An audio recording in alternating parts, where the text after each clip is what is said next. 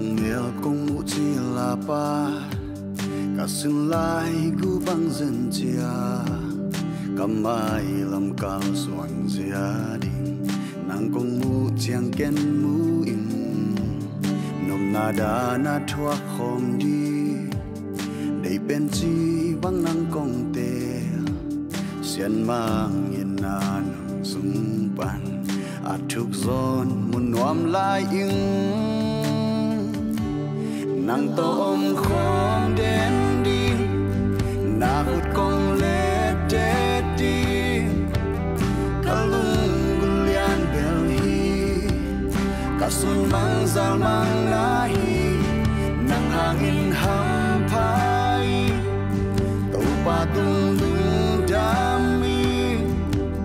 Ka ngai bên nang na hi Aton tung na siang noa ma Khol nuam đến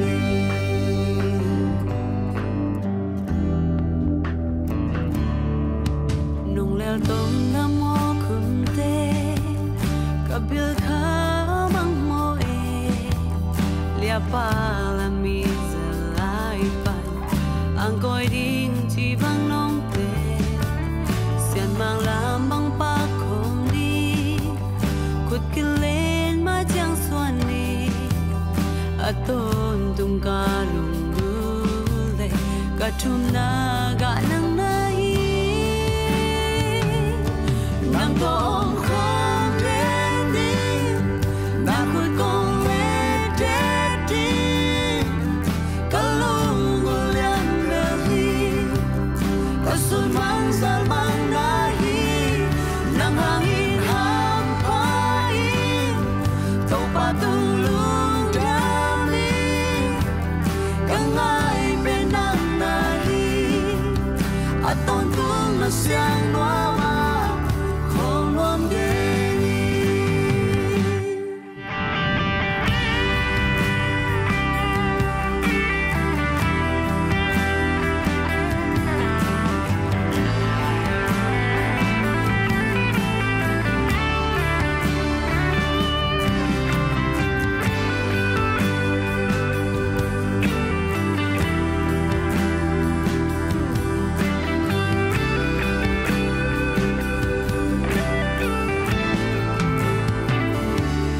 Nang to om khom đến đi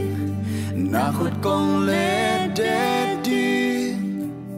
Ka lung gulian bel hi Ka sun mang zal mang na hi Nang to om khom đến đi Na hút kong lê tê đi Ka lung gulian bel hi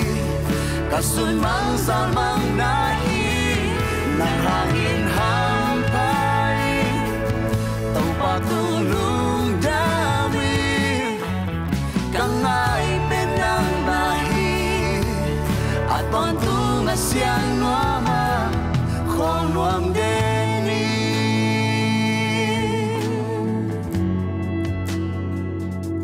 Hong khol đến đi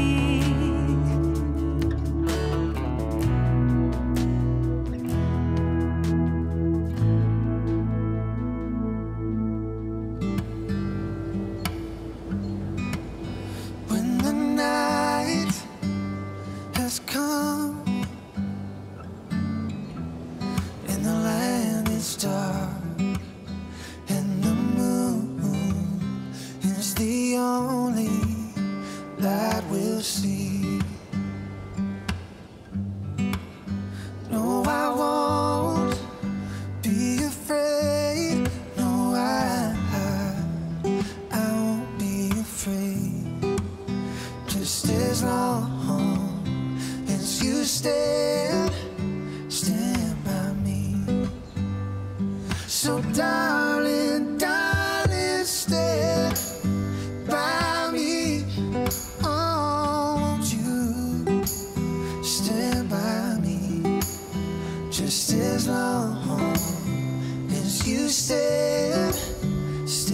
by me. If the sky, let me look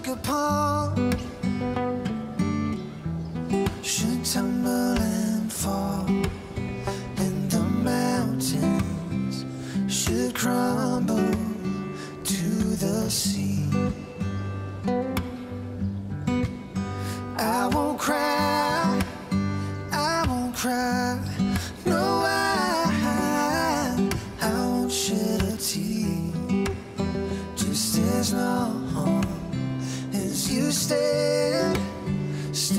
by me. So darling, darling, stand by me. Oh, won't you stand by me? Just as long as you stand by me.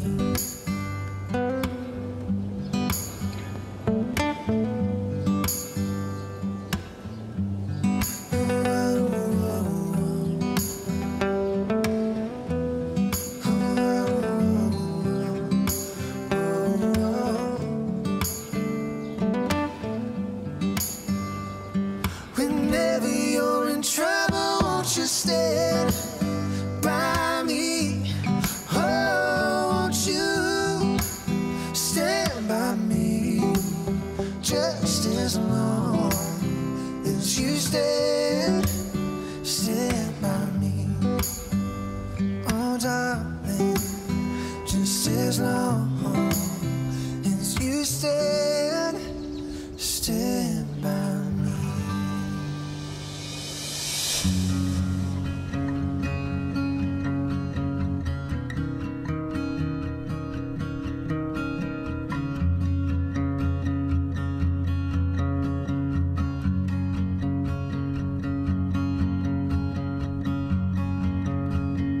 Oh, my life is changing every day in every possible way.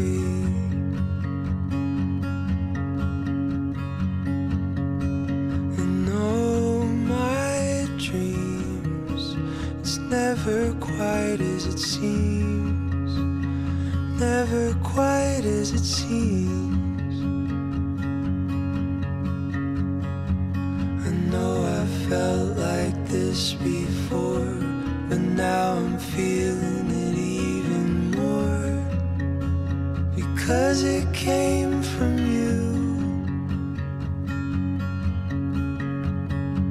And then I open up and see the person falling here is me, a different way to be.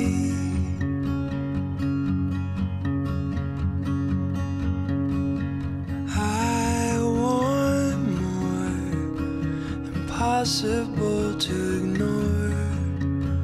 impossible to ignore.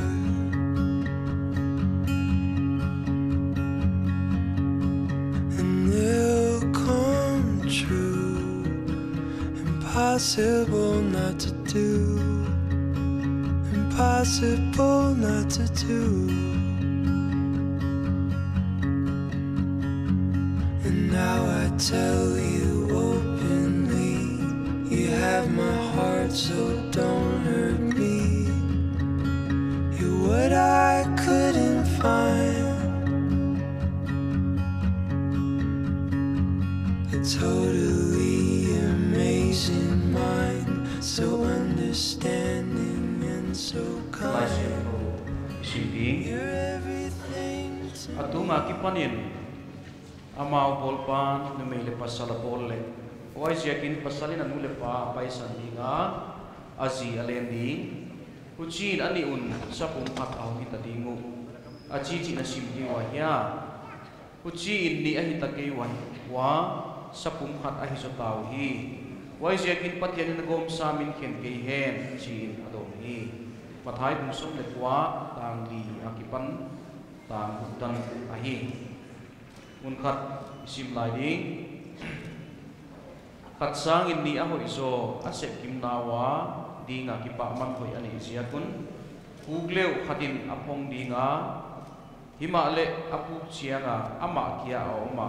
ama pong ding midang nei lo tumagi khi wailo in ni alu fomun lumna atheu himale khat kia bang china lum thei dia wan mi khatin ama kia om pen zole ni in ama adaw dingwa khawjang a he akitat meng meng ke hi mun khati sim lai ding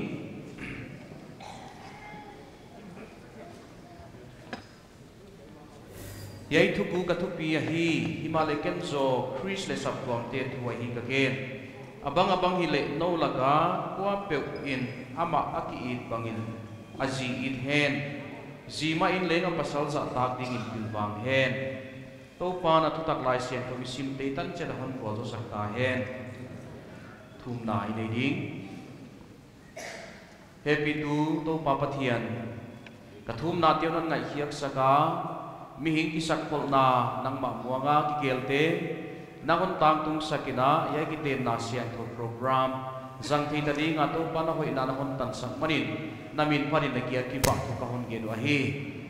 nang ma pom ta sai thei ding in za ta kwa hi na za sai thei ding in to pa nang man kamau hon pi saka huchia hiai ki ten na nang pa toy na oma na fual sol na ki teng te ading le wap tu ti ading le to pa officiating minister ading thaka na hon tu ding hon ngenin na hasiang thopi na le makai na le huai taka hon ki kem sakin ei teng ka hon dam pa Jesu Christ kin kon ngen hi amen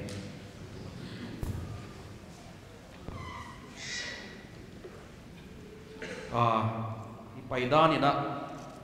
kiten na saimai na pastori na kiten na omzia gen na nei masazeli chia hi dung zui na kam khat kam ni ilai sian to sim pan sarin ge leng ut waisa Christian kiten na bangahia sileng atheivek dani ni om dia hileleng adon na gelin chile hang idon naw ki bang vet lo mai thei zo bangahi ken khatina akiangi gel dia ken khatina among lami gel dia ken khatin abul lami gel khamai theya hileleng alai gil ngim khalo gel khalo tampi ki om khamai the ahi wai je kin tu ni na kiten na bangahia I thailo tavele ichi lai lai na khatleni I thei na ichi hiam wai na gen kiten na ina gen hi I thei siam na ding ina a hilo lam gen leng uthwai ka sa Christian kiten na hilo tu banghiam ichi le nei le lam sum le pai tam pi sen na a hi ke hi Christian kiten na ichi Bible in leng khat ma lenga recommend ke ya EBC subcom ki vai puak na dan in leng to dan in recommendation a pengei ke ahi ki vai puak na dan nga na 5.7 na again suka dana ki ten na vai thu tuam again na ki ten na program again na manlem wal ken le toy thu again na china hon sim keleng Christian kiten na pen sumle pai man le mual ken le toy leitung ngei na banga zulup sago ziaga om le kip ahi kei tuate om lo ziaga ki khen ki mak siang lenga hisam kei akiteng ding te le nu le pa in hiai te a thei ding a hi ki Christian nu le pa in hiai ziakin a hi dia kilom lo hi lo hiam a hi dia kilom lo hi hiam anei ding a hi kei achia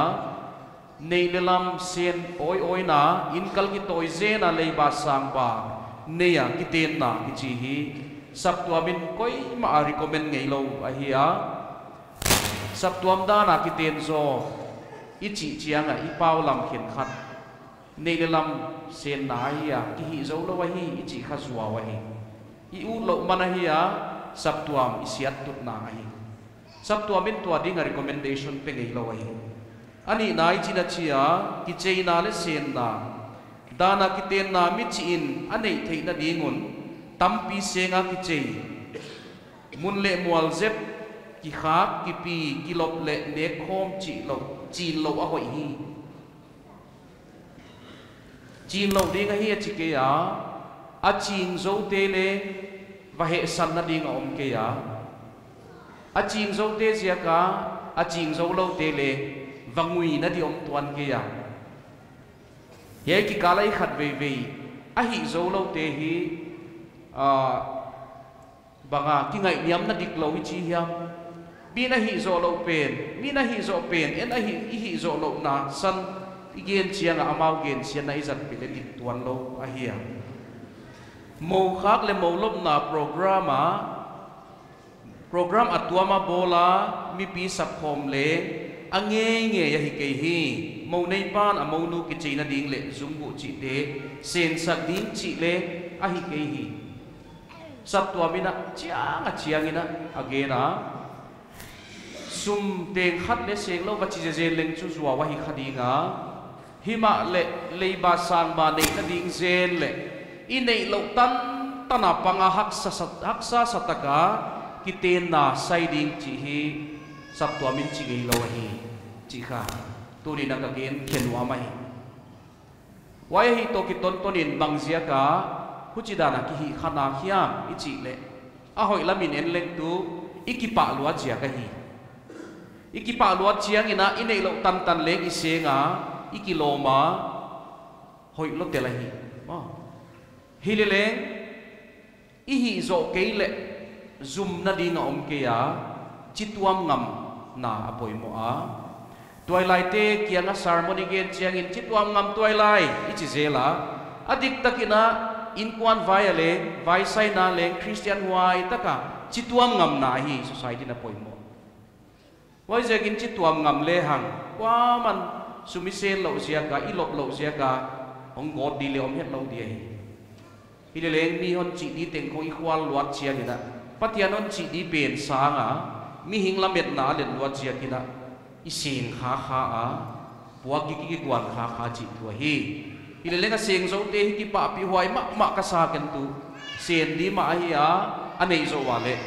hileleng tua hi puak ki a hi lo di ka hi chi hi tu ni na igen no ma wai zekin ki ten na ki chi nei le lam sum le pai tak ti sen na hi lo wa hi wai bana coat suit va aka suit nal taka va oma mo puan hoi tak vasila pai zia na le hi lo wai mo wai table aken tel khata hi a ikilom na thei na zai iki chei ding kha I u da hi ini poi mo hi zia kin tu a hi zo te le iki pa pi a hi tu ni bangin le a hi zo dan takuna hon hi wa ki pa huai ma hima le kamis khat to hong kwan hen la ai ke le I ton da ni na kwan tum te ni na mo kwan tum khong hon ai hon silena ai ke le bang hiam chida ni na hon hi lew le ki pa pi huai ve ni ai ai wai sia kina I ngei na tum lam gam te ngei na I copy te kha biblical ana hi vet tuan ke ya izat chiang ina adik lo chi na le hi tuan ke le wai sia kin tuan te athu pi hi zo lo hi I khai gen no ma to bana kiten na hi lo chu Christian kiten na chu mi hing vai sai na a in tek na hi ke hi mi hing vai hi lo hi a in tek le amo ne in kwan te leng hi lo hi ei sap tuam sung program na chu a in tek chu pathia na hi a sap tuam hi wai zekin athu ala a hoi lo asia apha gen ding le in dong ta a hi ma sake hi a in tek sap tuam hi a sap tuam ina a thei pi di a gen ding a hi in dong ta in bang tenga sai khit nunga sap tuam ke nga thutut ki chi kha I paida na hi a on gen mong le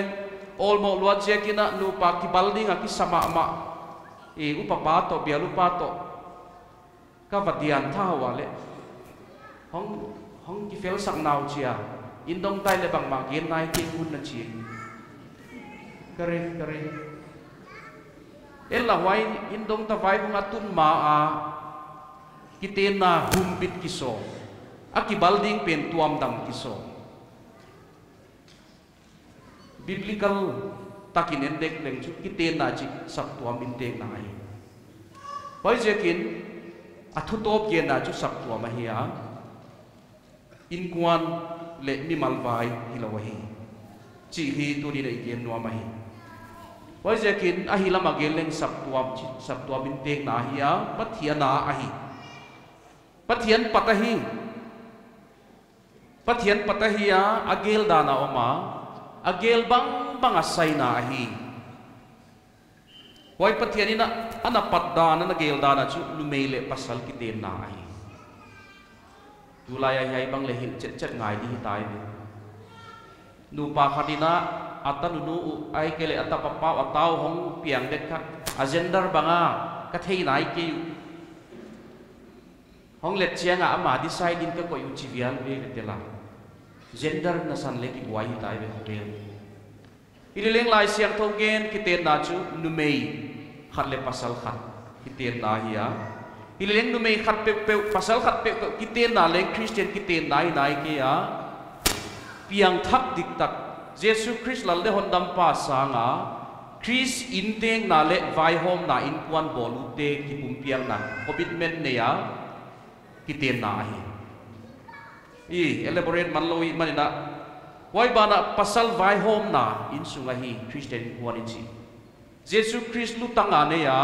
Jesus Christ kumpia ne ya tua ama de dana pasalina in kwan vai sai na le numeina apan pi na in su ahi tua bana pathian de dana tate kep na ahi udam dana tate kep sial na hi lo wai in quality Christian in kwan hi lo wai jekin ichi danin geleng pathian lal gam neu Jesus Christ lal gam neu in sunga wai chu pathian sile tanga pasal le numeina mo puang na la a wai pathian anei tu kiten anei tu in kwan nei tu pathian de dan donga nit tenga vai sai na hun tenga thupu na bol na pathian dong kom jela paina alal gam tunding na ahi chi hitunin theile mutwai sa a sol tak pol na thuku ka hon ge na Chris le sap tuam ki zop na la hian na hi achi hi wai hi zi ina pasala saidana pasalin zi na saidana Chrisin sap tuam saidana aki tuam na hiya aki mil na hiya sap tuamin atau pa achia aza ta bangina zi in le tua bangina pasala saina hiya chi tunia i thei ding le i mu ding le i kok sak ding thil dia hi a kok sak lo ding zo de kok saka buaya akiang pi ko buai pi kha i khak ding in tek lo na pia in te ka hang san tak ka thu khong khen ge zia mi bang ki masak zia in dong ta thusa ko pang kha khai le chu buai pi khani Christian nei na wai zia kina pathian in te na ahia pathiana ahia pathian de lo dana hi le tu pathian ina vai hom ding ahi pathian vai hom na hi mai lo di mo in kwan ki sia hi za om te ho pathian za tak no lo hi chianga pathian in hon vai hom na khat ahi ma diam chi no ma hi hoi jekin tua bang in kwan buai tung ding som ke ya pathian in teng na tung ding soma tu ni ma mai leng to pan a in teng na hong la hen la aton tunga ama hi in tek ton tung ding in ichia la hi to pan ni gen thei tan chan hon bo to sakta hen iten na isai dinga tuina kiteng ding te amao om namuna ki panina hong ding tong ding wa china kiten na isai ding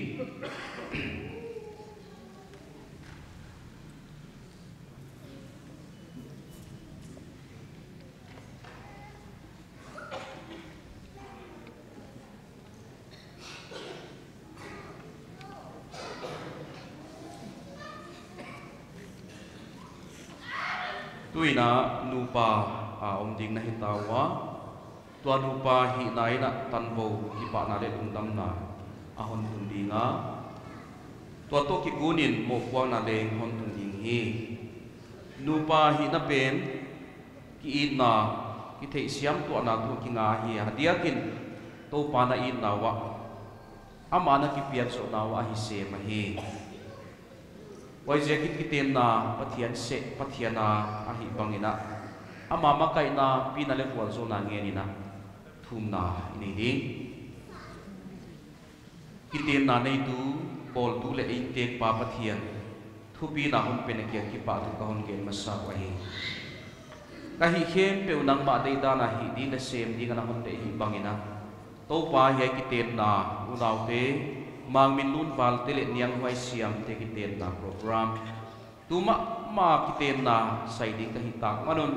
nangman to pa kamau hon pi saka ke officiating minister ngele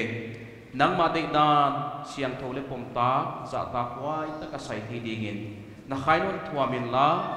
teng di teleng to pa lung sim tak hin na tak ha to pa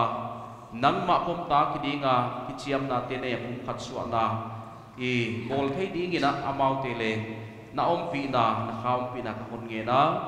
thei pi tu wa pe maung pai khom te apang wa ding te hi tale to pa ka fek wa na puta hong ki kem sakin na dei na bang na hon zat sakti na hon zo sakti hon ngenin to pa Jesus Christ mi kok tu hi amen tuina dot na poi mo tak ka hon dong mama chitak takan hon don ka hon ni na hi nang mang min lun wal te in pathian le yai thei pi pi te thei pi na namaya ding niang huai siam pathian dan bangin zin na nei nuam na mo hi kan nei no nani wanun ta kom sung khe pe una ama ding kia ki pi ai anuam le haksa jong chidam le chinat jong khal na jong na dei tho in na in ton thung ding mo tua bang na hi ding le hi tua bang in ka hi ding chin hon dong in hi to bangin kai ni tuina nu mei ka hon dong non dinga chitak taka na hon dong ka hon na hi nang niang wai siamin pathian le yai thei pi mi te thei pi in namaya ding mang min lun wal te pathian dan bangin pasalin na nei nom namo hi kanei no nani wanun ta kom sum khem pe un ama ding kia ki piai anuam le haksa a zong chidam le chinat zong khal na zong na dei tho in na in ton thung na ding mo tua bang na hi ding le hi tua bang in ka hi ding chin hon dong in hi to bangin ka hi ding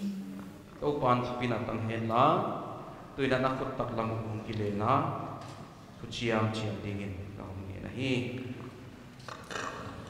pasalin ka chidan nun an suyin ke ki mang min lun wal te in mang min lun wal te in nang nang niang huai siam nyang hoi siam ini a inia inun ta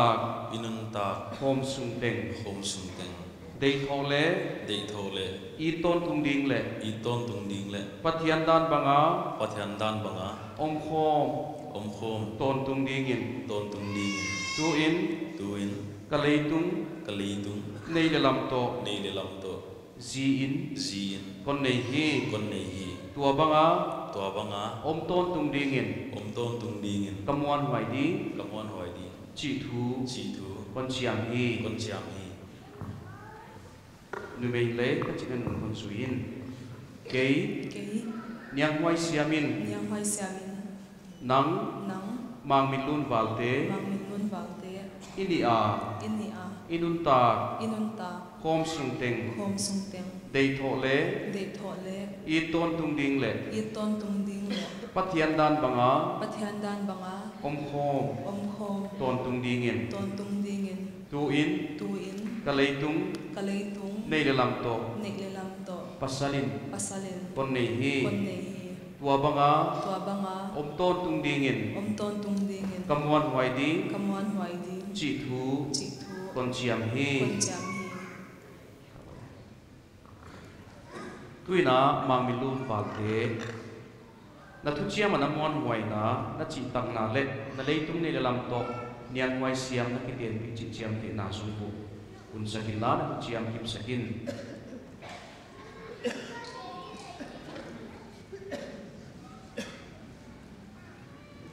niang huai siam nyang hoi siam nang ko ni na nang kon ni na pathian dan banga pathian dan banga kahon ki ten pi na kahun ki ten pi na thu chiama thu chiama kamuan huai na le kamon hoi na le chi tak tak na le chi tak tak na le kalei tung kali tung nei le lam to nei le lam to kon ki ten pi kon ki ten pi chi chiam te na in chi chang te na in yai sung bu yai sum bu kahon bun saki kon bun sa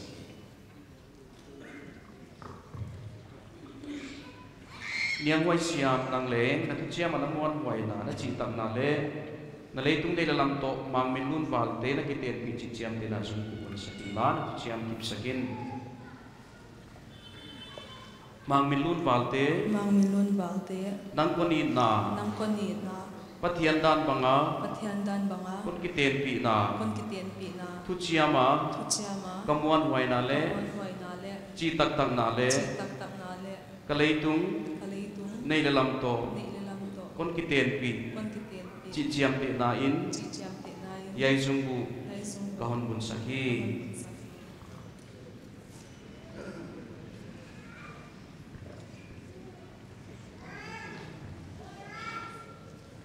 tuin a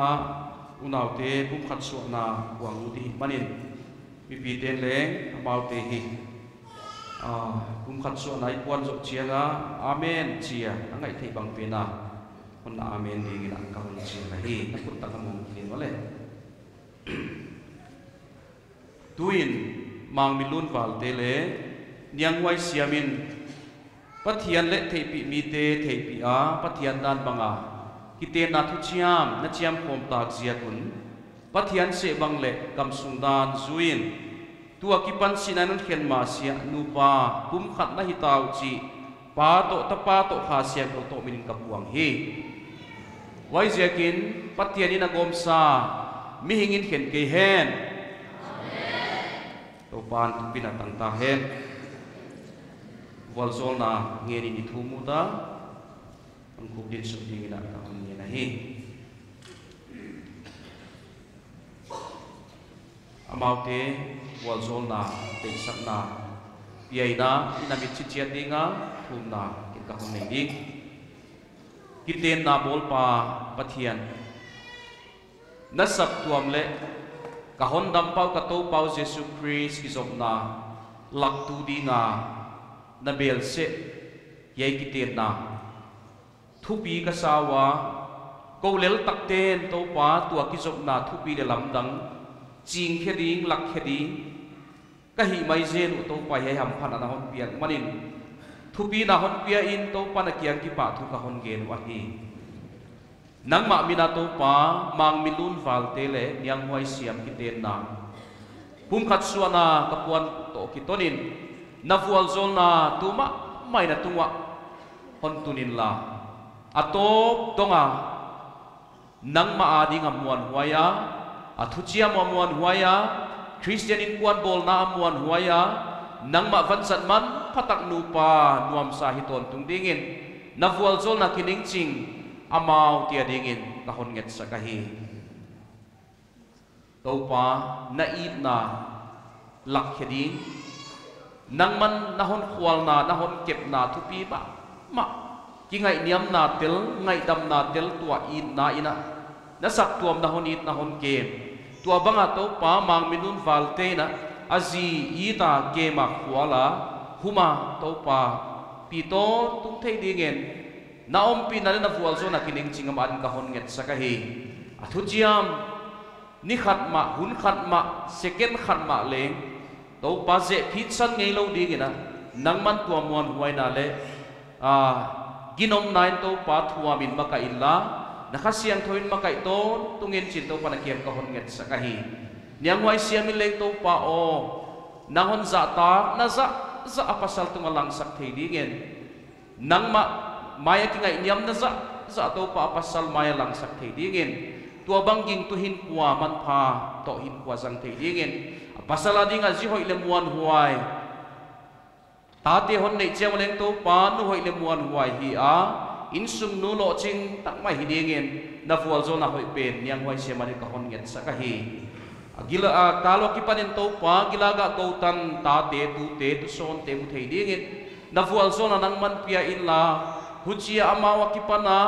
nang ma pho chi siang tho nam siang tho din su asak dingen amaute chisuan the na fual zol ding ka hon nget sa ka hi aten namunu akhosak namun te to pa nangomin la navandai tui kiang na vanangel te gi apual te ai gle to pa nang ma ompi na va kina tan wang namun hiki ke hen la khosak na to pa chidam tak le lo ching tak khosak thei dingin na fual zol na hoi pen te tang sa dina kiang ka hong thu ma hi in kwan sap tuam khotang le to pa na gama dinga in kuan man pha tung ding thei dingin nang manamau te fual zol maka in ompi ton tung ta in salama poimo te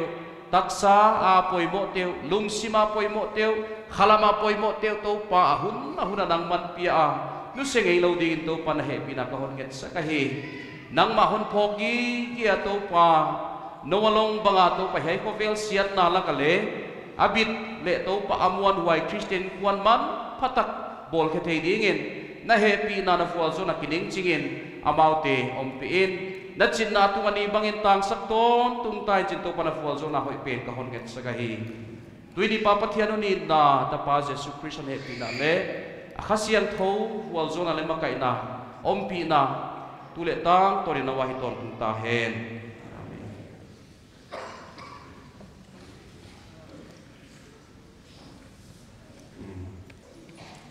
iden na thum sak na tanak zo thea etanon pi to pa mi ka hi wina sak to mina no wading mon bol sak na tut namon mon zo ding ina chi ka hi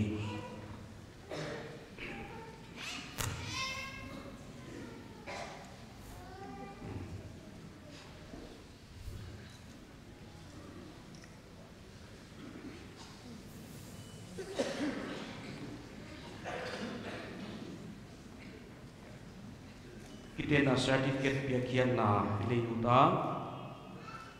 tua ding na suai kai na imusa sakbinga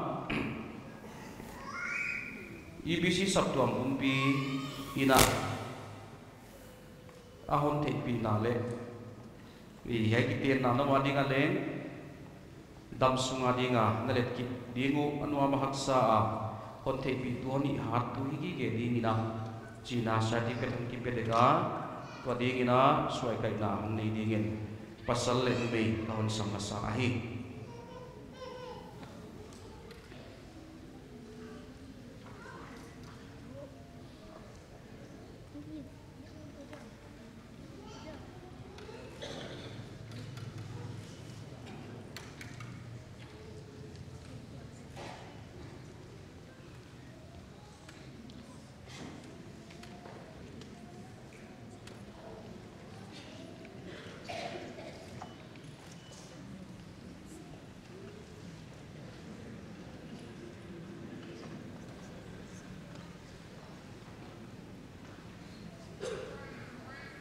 kita na pasal tepi pau khan lun hauzel ahia numei tepi jingtian lun ahia amaule suai kai dingin kasamahi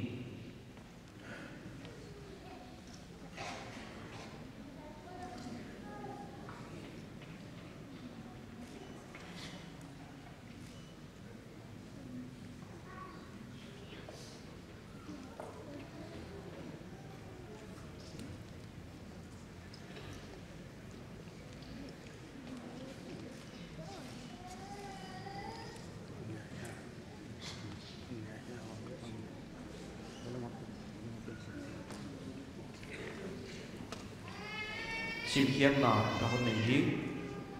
Evangelical Baptist Convention kita na certificate yai lai anwaya ging tu pasal le numei kita na sian thawin aki gom tau chi gen lain pia kahi pasal min mang min lun balde pian ni 14 December 1988 pamin let vi mulhan thang numin boizanian omna bengwam nilamka numeimin niang wai siam January som nilani sang kazakwa som polisagi piang hiya pamin el liat thang numin dongi omna bengwam nilamka pasal numei suai kaya thepite geri leng suai kaiwa kiten ni January ni thum sang le som ni thum kita namun IBCC bengwam biakin wais yakin patiani na gom sa mingin khen ke hen mathai bulsom le kwa tang kumna kita eksaktu pastor in leng suai kaya hi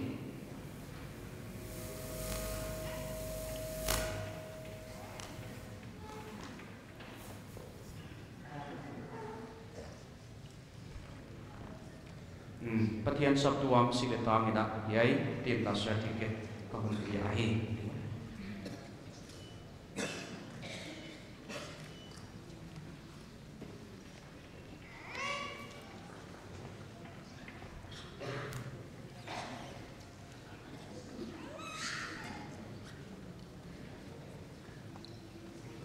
mabana ipai dinga sabtuam sikakipapi na Upa Zilian Tian Polian Vice Chairman PBUC Kahon Samdia tua zo chiang ina TBYF ina ahun zo ding hi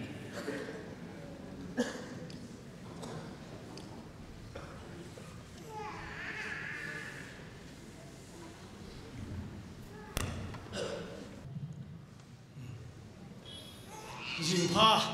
what the man? Bang Taniam Paisa, Kum Lui Jini, Nikum 2022, Topa Ompina, Lamina program in a gelu. Tunina, Topan, Atakama, on Piluta, Waikia Mailoina, on Kitwa Pina, Kitena program. Isa zang lina tu nak kita topa ompi na to pas to ni na fel tak le ho itaka zo the yaw mani na kita na hon zo sak tu topan thupina teng tang hen ana tu nia yu naw te mang min lun wal te le niang hoi siam te kita na sabtom dan siang ho kita na hangwa ding le thei pi tua hang pai khom anai le agam la om nu le pa u le naw te na ve kuna ito pa le han dam pa jesu christ minina hon na vai do ni na kum thak si bai kaun bu kai to pa an wa zo len sabtom sik le ta nga thu gen ding i manina e pat na ding na Sabtua mipi ibisia i vengno momte in zalile song gugle mipi sangni le zakwa wal te sikle tangena tunia nu pathak te welcome na vaidon na le kipapi na Sabtua mipi ten ni nom hi manina waiding na toilai te na pakhi den changok sak dingwa Moi bana isi banga kita na program isi diama sabtuam dan siang thawa kita ngom chianga i sabtuam mipi tengena ki papi lo hi manena sabtuam na alok pi na isi dia ki papi na sil piak peleng chi isia kina tugen na saulo ne ding ma leang wa ilur maina tuna biwai te ka sam dia ki pastor pato ave kuna ana ding diwa kipa pina pakhiok sangna sabtom mi pi emona tele emona khalau tele mun to ma te sikitanga ani ding wa hi a wana thil ya le tu nai pe ya wai zo chena tu gen na sa lo kal non ni tu na ma te samtai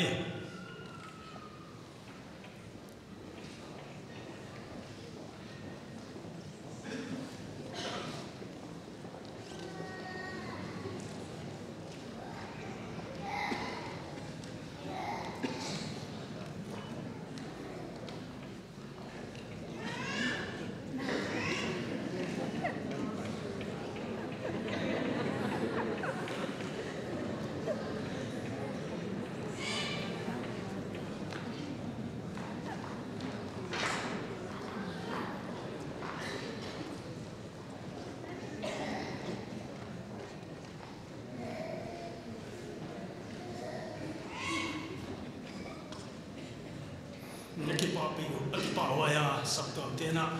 ki papi na thi ki papi thi na to chi ma sam pe na ka nei e pa khile e sum tam lo ki papi na hi zo wa tunia ki teng te hi una pa min lo le wai siami sabtuam khom poi ma biwai te la ka active member ai kiau heloina office dia la bangaleng ana pangwa committee a chidia tulel le na min lon hi office dia la khatai imale tunia kiten na hi office dia la hiam committee member ai sia ko heloina pathian za ta ka pathian thuai ai na wadana ai za ma bangina nu pahin khwa bol ding ang ke sam na wa hi topa ompi na topa patpi na de ya topa za ta ka le sab to amena kite na da ni bolte al sak mai lo wai te za ta ka zuya kiten na on nei wa hi chi athakin theliam roi ka sa wai zia kina saptom da na kiteng ding chi te kha committee member hi se ngai lo ko pe ma nunga ka tangwal te kha saptom da na dina pastor gen mangina kiten the hi chi kha kon ge na wana kiten nai chi khen khat e ni khen khat te kiten na hi tunia iwa bang banga wa thilo ki pa pi thilo bang ana thea ngoi te chu dina pastorin on ge na iza ma bangina akhen palang tom bolina nule pa thilo wa e ki go bang ai kele nule pa thi pi sima ki go chi bang sab tom dan te zui lo ina za tak lo ina sab tom dan pal sa ki teng banga namwa wai te sab tom ina ki pa pi lo wai chi akin kon ge na wana wai te na uchi bang ki ten ki chiang wa sab tom upate hi na mi dang te ni ifa ve chiang ale gen ding kha tam lo in iki hen na ki hen ke na ko le hoi chi khong tunia ki teng sa ki bu te upate hong ve wa iki hen ke na le hoi ahong chi nge nge le chu ki pa lo lo a hi chi na hi azia chu ki hen thak wa chi da nom lo hi chiang alam piom no lo sia ka iki hen ke na le hoi chi chu ki pa wai thong ma le ki pa wai khol lo hi chi kon ge na wai ba na paulam tuam kha ibo se ko dana pastor pan hoi takinon ge na ge nom khat hi mi pi ki pun kho ma sap tuam da na ki ten ichi hi ei sap tuam te ki ten na hi aman tong pe ni chi dia sum se nom lo pe na hi ya bang zia ki ni chi le dina dan buon sima wai lo le elle jin apoi mo alo the lo sum sen na di chu aw ma wai bang ya mi chi le zungbu ni ma zungbu khat chaw hol lo ni wai le a quality e banga amount ki ka asum mo ale na man ki kaun lo te khina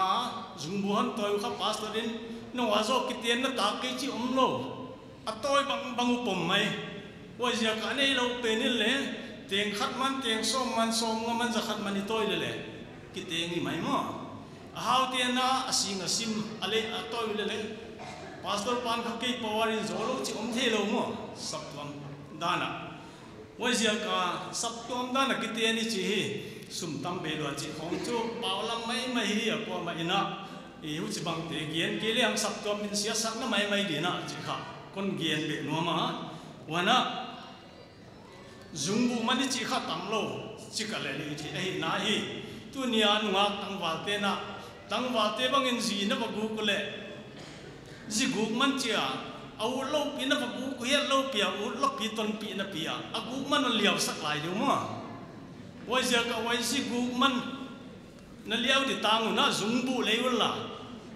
upate ki anga ichi dia ma ngule pate ki anga bi nu la ki teng le chin sap tom mi pi na wa the ding hon ki pa pi the ding wai ja ki na tu ni na ki ten na vai hi paulam kha bola sap tom ong min siat sak de lo wai ba na bible thi zo de ten ken ka thi lo ki na again chiang na isak ji dia pi na sa beng tung tungom kum su ka wa abu kalur bi ki tengi mai chi mo wai te khong a hoi luan ka the ke ni mal ngai dan le dia aziak chu wai hun la ya in dong ta chi le mo lo mo abraham in dong ta nei mo lo wai cha sap tuam bang le mo lo wai la ya EBC om lo ba chi tha dir la sap tuam dang na mo le hoi na sa khol ke diwa sap tuam om lo wai zia ka wai te khong paw la ma zang a tu nia i sap tuam dan bol te kha bo sian ni lo wai chi ka gen nom na hi ya wai zia ke na sap tuam dan na ki tien kha e tu nia i bang na nga tang wa ten kha wai han tum leo chen chi sak tu kon ge na wan tu nia ki ten na to ki sa ya ki pa wai ka sak ma khat chi diam ka lung smang lu kon gen mo te ya exam to kana te khina examination a fail te kha ki pak lo ma mi dang tel le na fail ki pak lo cha ki pa pi the lo wai ja ka sap to am da lo ki teng te kha exam fail te to ki bang mo a pass te bang che che le first third division tel pa se chena ki pa pi second apa se ko le ki pa na lian zo de first apa se ko le ki pa na lian pe woi la ka top 10 ang pan le ki pa na lian sem se woi la ka khat na ang pang te su ki pa na lian dia ko chi ma bang ina tu nia ki te u na te hi kum sang ni le som ni le thuma dinga EBCC veng lom sak ka ma dinga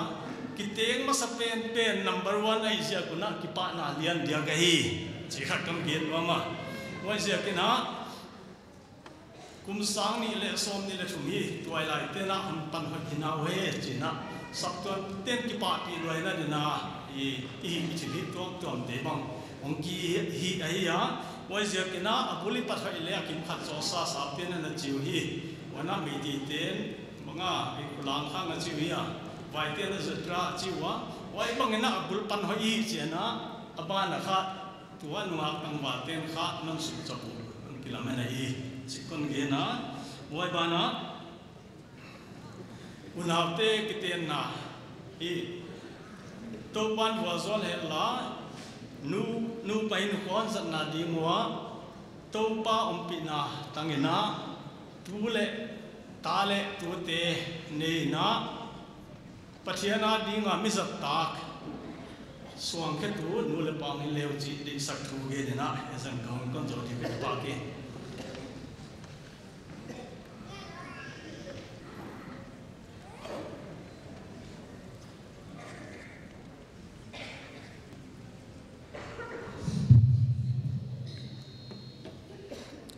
ki kong ding dinga BOF sik le tangin ki ka hi le nam chin zo ton si tu le la BF chairman thak lik lek kai no na ki pa wai sa tu nia dina kama local vice chairman in hon gen hina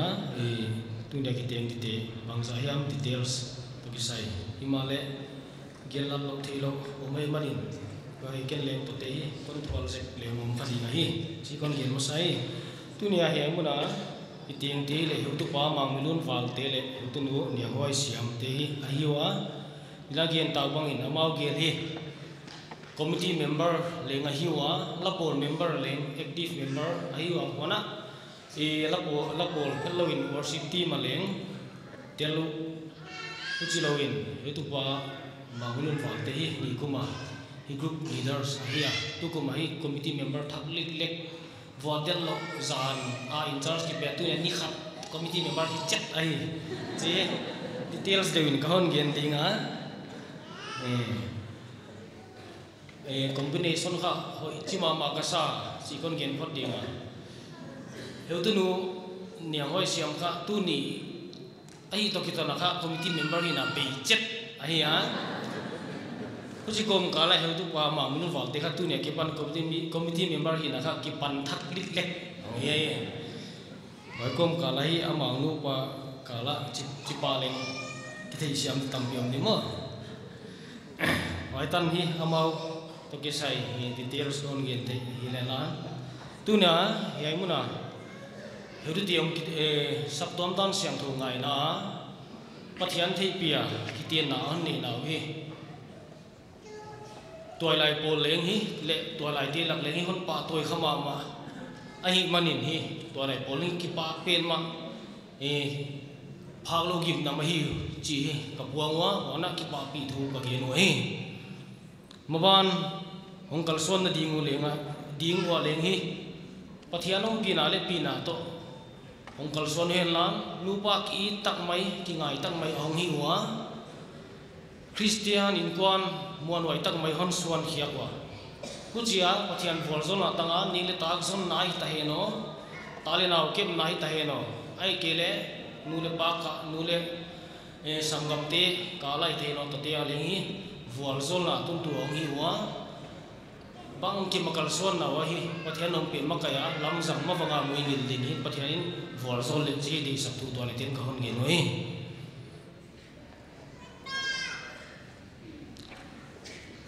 ไว้ตัวกี่ตัวไหนไว้ตัวกี่ใส่ก็เกินให้ใส่คนสูงดีงะตัวนั้นตัวกี่ใส่ตัวน่ะ bioi to lain hi chi banga sakton dan siang thong ngai na kitin om chiang ni thil piak kanei zio to hi piang na khon nei dingwa to ka piak ki chiang un hi e lapol kan lapol khat khon saking ho che hi to lai hon zo ding hi kayu hi tuni committee member bi ti hong pai dinga vek piun om khali asia thil piak ding to emu rong ki line hi lan mobile passport ten din sakuen lan thil piak ka hon pe dingwa ka piak ki chiang un hi passport telin mopa mohnu le chan te amai lawan pai su dingwa chin ni lapol sa som dingin lapol kon sak chen so chen hi ko gun hon zo ma ni ding kai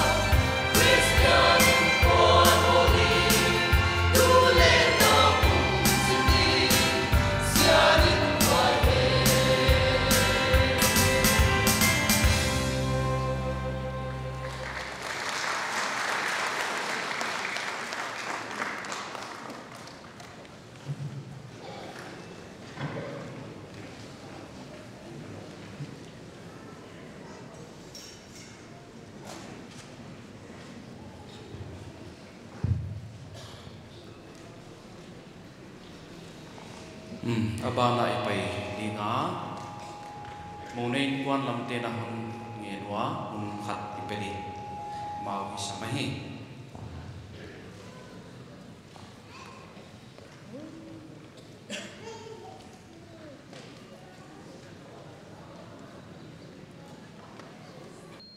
Masa penina tu ni sebab hoi ini paham dia hingga paham yang sekali ini kerana bagian ini. Wana yai manginun le yang masih am te kita am tina dinga ko manginun kuan te sabtam te kan ngat bang ni sabtam te han sakpia wana minister committee program hoi tang mai hon bos tu ni hau suku sakon mau te to patu bagian hi wana yo visiting minister pastor ni te na hoi takan sai saka kita na am do sakmai na mak tu maleng ki patu bagian hi wana tu ni mi pi am pai khom akhwala tuala te nebe ko tunga thak ti pa thu ko hon ge na den changa bakin program zo changa sing pi ki bol hai man hi boy sing pi om dinga bai hon don sak cha dingin ka hon ge na hi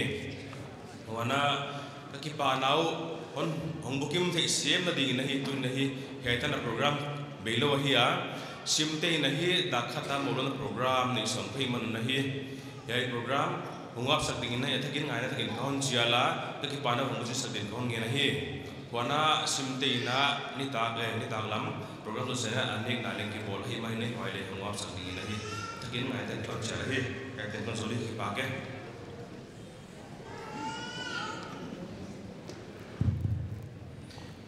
program zo kwan hi a den chenga I kam tak ding dan ka hon gen zual dia phatna la nanung to panang vol zolin chi biang na la sa thum som sakilani na den chen la kwang te makai nai na din sai ni sadinga isak zo chiang ina tunon tuan loina bialupa upa bijin khan tho ni na khang na hon nei dia khang na zo chiang ina bipi te na hom tu dingwa na pol nai ke diwa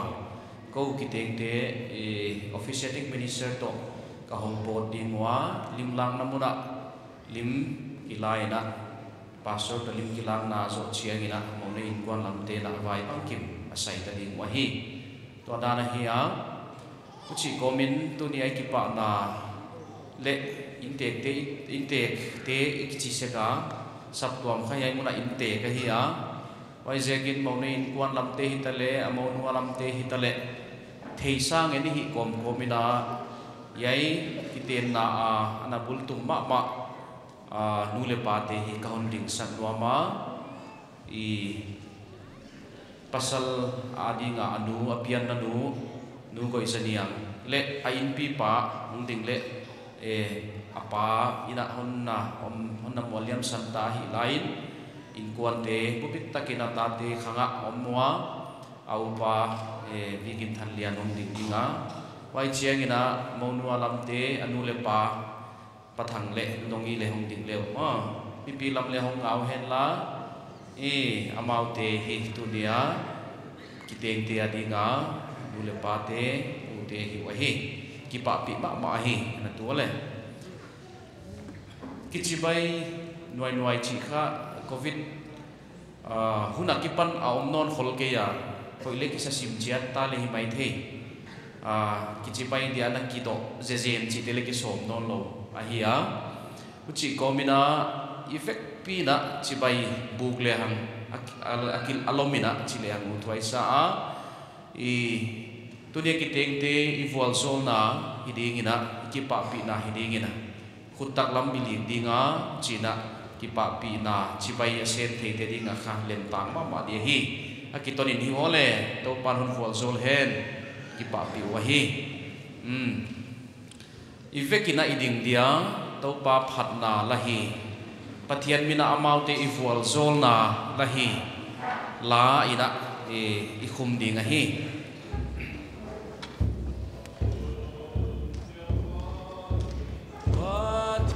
tanga anagelin pasal amakia om phallo om piding abolsa nuami kapatoyo yai mole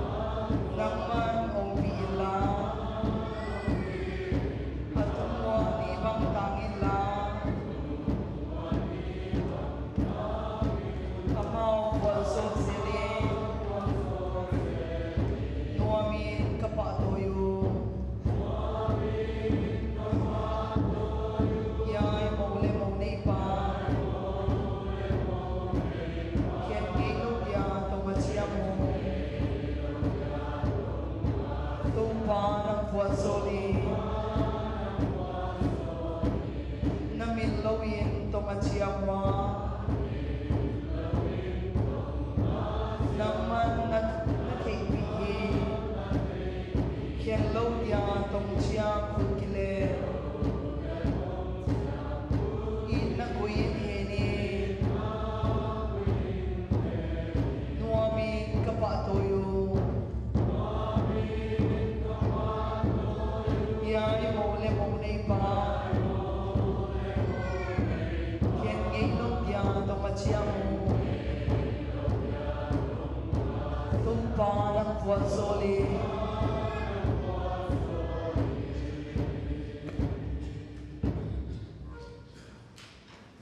tâu bá cả bộ phát triển cả bao pha nào tuần đi sắp qua bên cái tên na program wala ante boy na bang lawan pat pia boy na bang kan upa mando bijak na phát triển đặc kiang ki pa kon ben ai ya un suma tu pa ki tên tên man malu tu pin na di mengam sa ka dan pom sa den to pa dak kiang thu mai de lo da ni kha kiam jen lo je ka ge kia kha kiam jen le pa pa da de pi ta ka tu te mon ngai dam din ngai dam na ka hon nge ai to pa bang ki ma kamau na pia lo siap si pa don pi jen pa pa tian dak kiang ki pa to kon ge ai den siang ai ko ai te mon te simpi tuan tiong tetu panang mat adol kap ma den to pa do wa do nan so ka khalam han ai to panang ta na ko sa den ke ai na ke ki pa thon ke ne tan ne to pa ja simin da ko to ai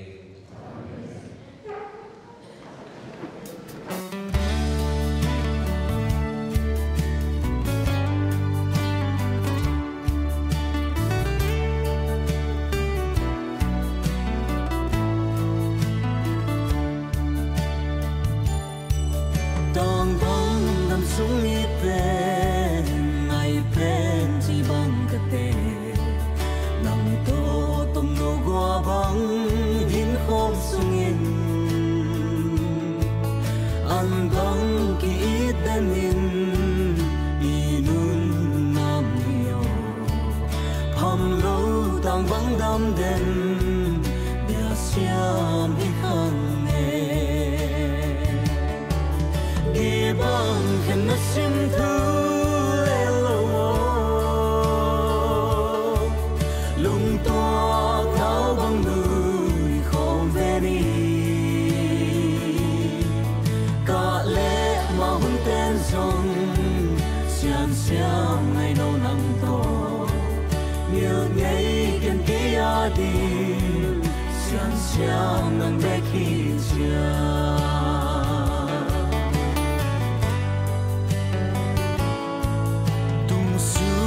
tang khâu thế lâu anh liam mang xe la so kha tang et lo mei pin tu mang xe hi zong sia nit na mong ni lo in tang den tua i na du su ni mang tang den ni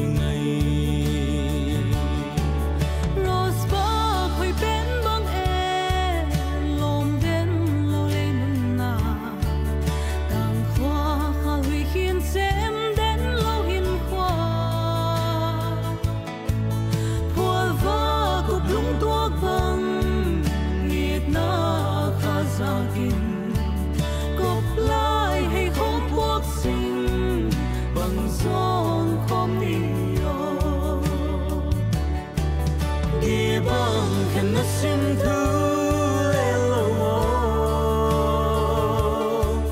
lung tua tháo bằng người không về đi cả lẽ mà hun tên dòng xiang xiang ngày nâu nắng to nhiều ngày kiên kia đi xiang xiang nắng bé khi chia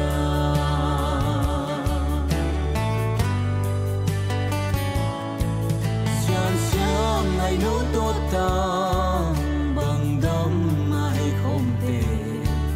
tình xiang thăng quan xa na khó pin hoa mà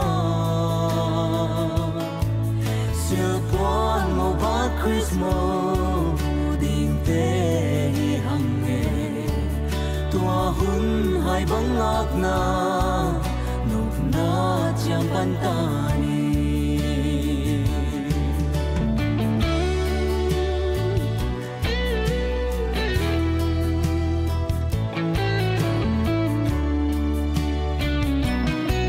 sian thâu an bang it na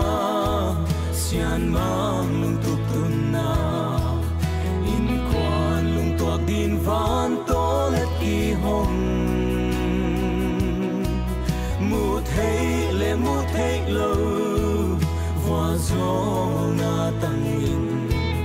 bằng kim mà hậu na tua Christian sang hoa ma hi gi bằng khen na sim thu le lo lung tuak nao bằng người khom về đi cả lệ mà muốn tên rồng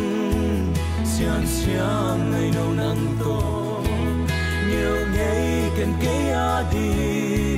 xian xiang nắng vách y chia